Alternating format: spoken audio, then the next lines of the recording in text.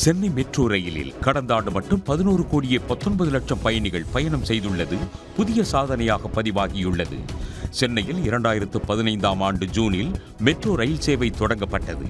இதிலிருந்து பயணிகள் பயன்பாடு படிப்படியாக அதிகரித்து வந்த நிலையில் 2019ஆம் ஆண்டு 3,28,00,000 பேரும் 2020ஆம் ஆண்டில் 1,18,00,000 பேரும் பயணித்தனர்.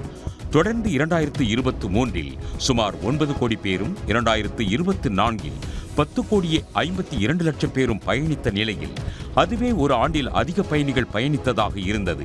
இந்நிலையில் கடந்த ஆண்டு மட்டும் 11,19,00,000 பயணிகள் மெட்ரோ ரயிலில் பயணித்தது புதிய சாதனையாக பதிவாகியுள்ளது.